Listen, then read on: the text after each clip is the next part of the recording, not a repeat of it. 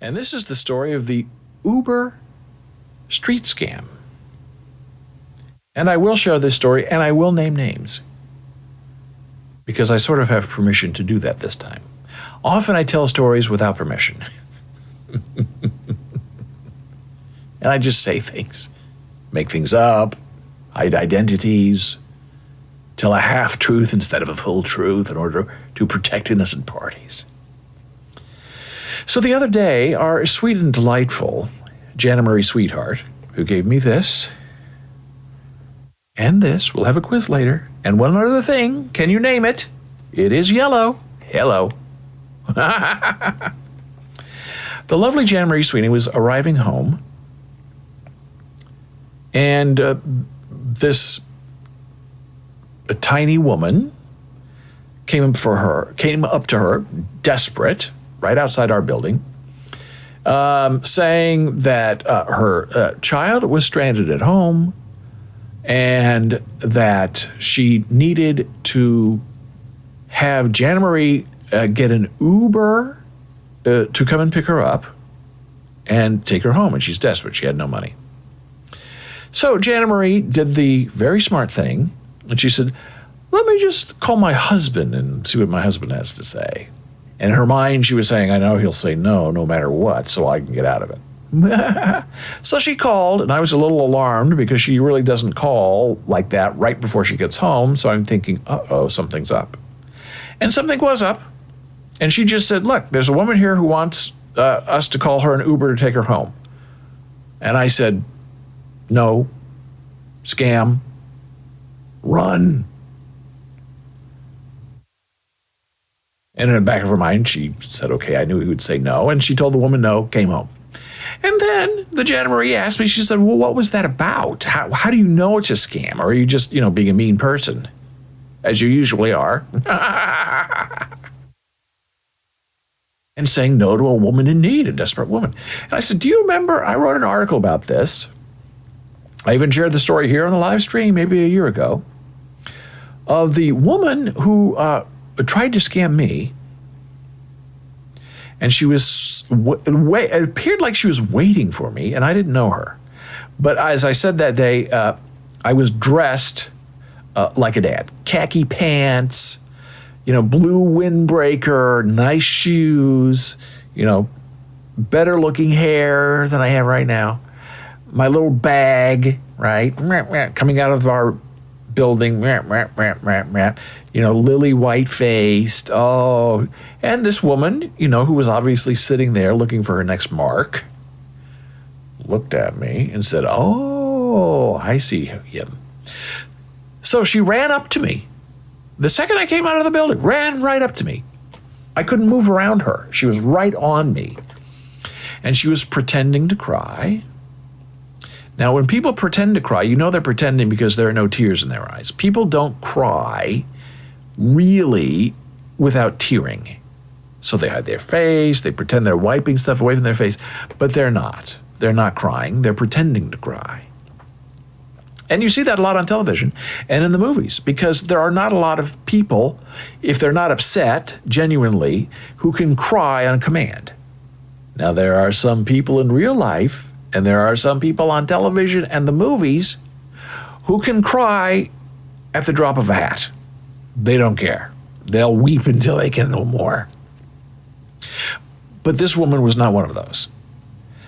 And she's very short, but she's looking up at me, and she said, like she's crying, but she's not crying. Oh, my daughter is at home, and I have to get to her because she's home alone, and she's hungry. And then she goes on and on, and then finally she gets to the point where she says, can you give me $5 for the train? And I said, well, the path station at that time was like $2.50. I said, the path is only $2.50, knowing I'm being scammed, but I'll have a conversation with her just to see how far she'll go.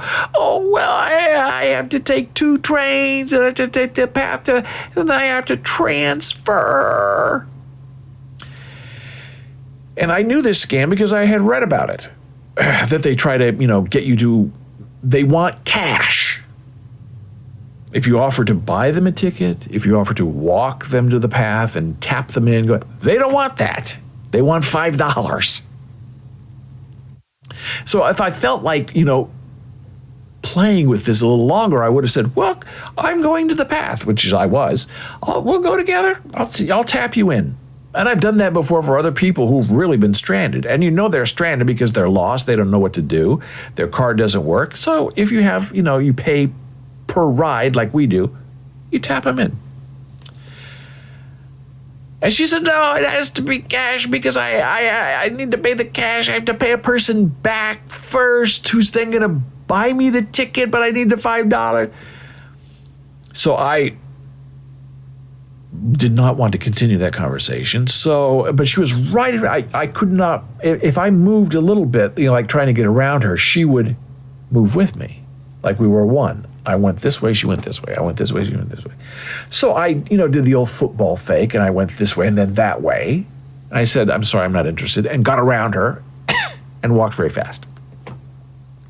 And I could hear her behind me, please, sir, come back. Help me with the $5.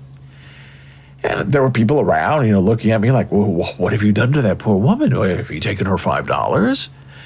And I just walked on my way, and by the time I got back, she was gone. Never saw her again. But I thought, okay, I got to be careful how I dress. I got to fit in a little more. Don't look so, nerdy, daddy, Midwesterly, because people judge you very quickly on the street. And they say, oh, there's a sucker. Now, speaking of suckers, I say with a smile on my face, as we return to the story of Jana Marie Sweetheart. And Jana does get stopped a lot on the street, even though she's deaf. She has a beautiful, kind, warm face, and people always ask her for help. And they're genuine. They're not trying to rip her off. They don't know where they are. They're lost. People always ask Jana Marie, a deaf person, for directions. How do I get to, what street am I on? Does this train go to? Almost every day she gets asked that question. So this person coming up to her is saying, I need the Uber to go. Now that's a better trick than the $5 one that I had. Because that one, it could cost you hundreds of dollars. And Jana said, if it's a scam, how does it work? I said, this is how it works. They don't have an Uber account. They think, because of the way you look, the way you present yourself, that you have an Uber account. So what if you had entertained her more instead of calling me? You would have gotten the story. And Jana said, while Jana was on the phone with me, that this woman was like scratching her leg. And when I say on the phone with me with Jana Marie, she's, texting me. And she said it was weird behavior, like she was scratching, itching, bothered by something that wasn't there. So I said, so this is how that scam works. She says, again, she has to get home to her daughter, just like the $5 one, waiting for me alone, just like the $5 one. And the woman will say, look, I live right around the block, something like this. They change it every once in a while, but this is the gist of the idea. I live right around the block. I hurt my ankle, or I would walk there myself. It's not far. It's just $5. But if you could call me an Uber, then I can get there faster because the train doesn't go there and the bus doesn't go there, and it's a far walk when you have a broken ankle. So far, so good, right? So where's the scam? Well, here's the scam.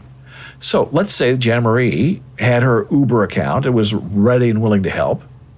So Jana calls her an Uber, right? Puts the destination around the block. The Uber shows up. The woman gets in. And they drive away. And Jana feels good that she's done her share of a good deed for the day.